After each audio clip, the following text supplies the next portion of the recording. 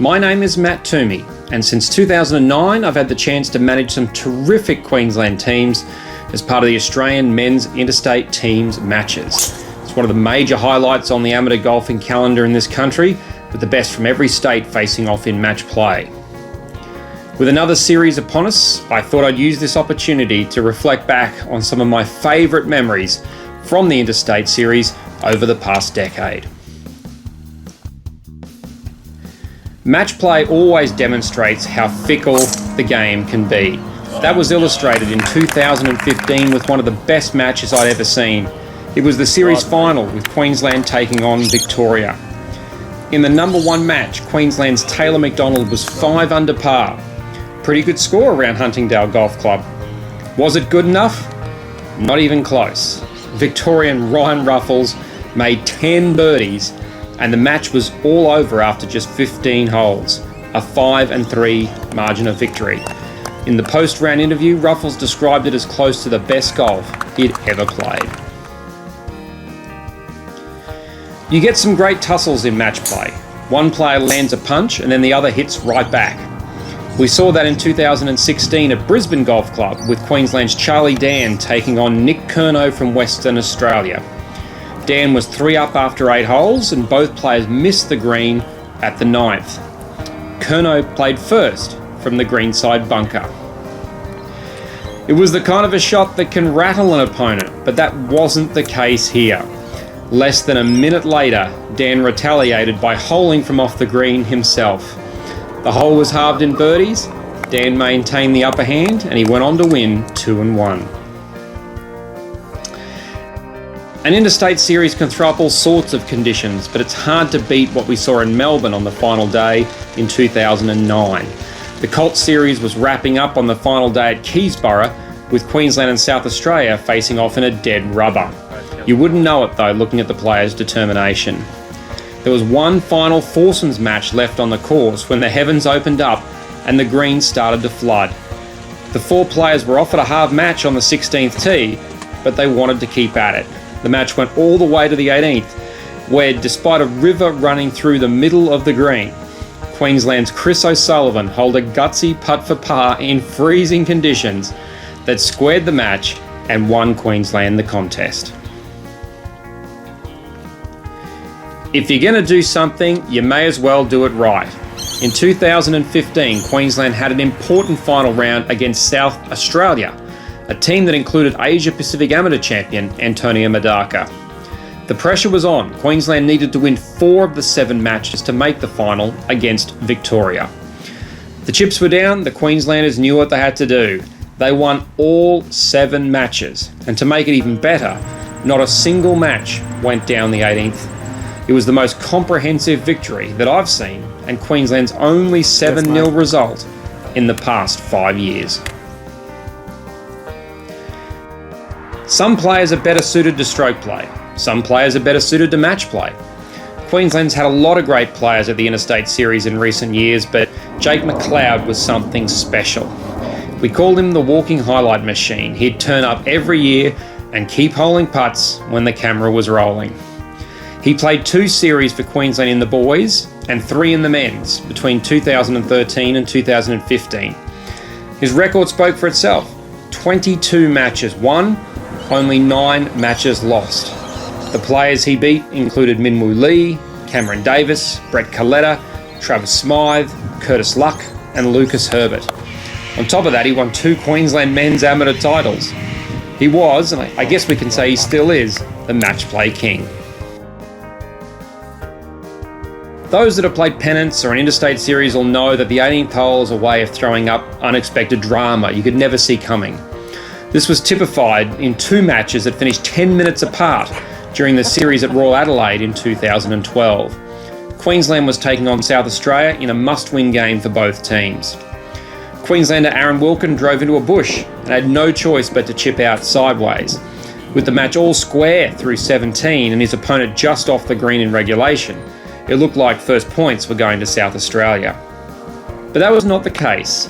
Wilkin pitched to 15 feet and had this putt for par.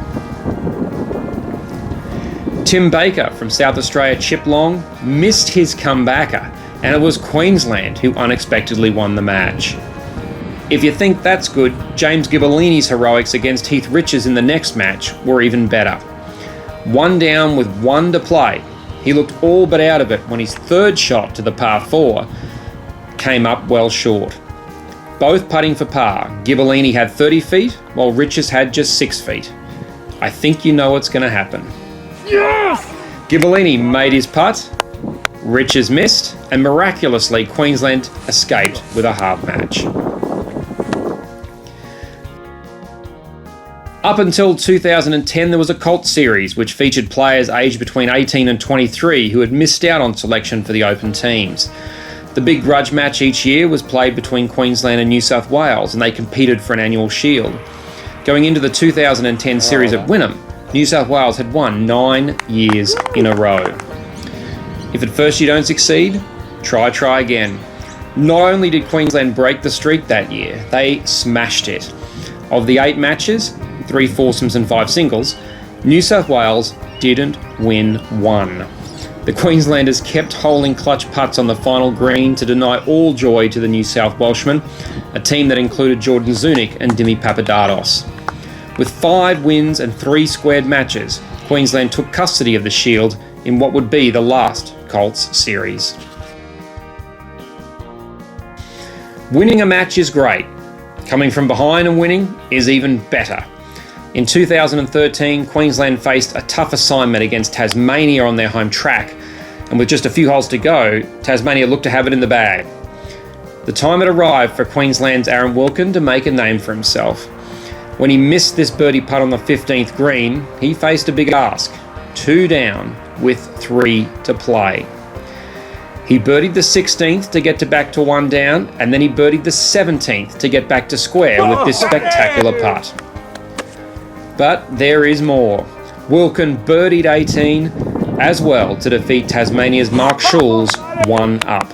It was a critical win because the contest finished 3.5 all, and Queensland had now locked up a spot in the final.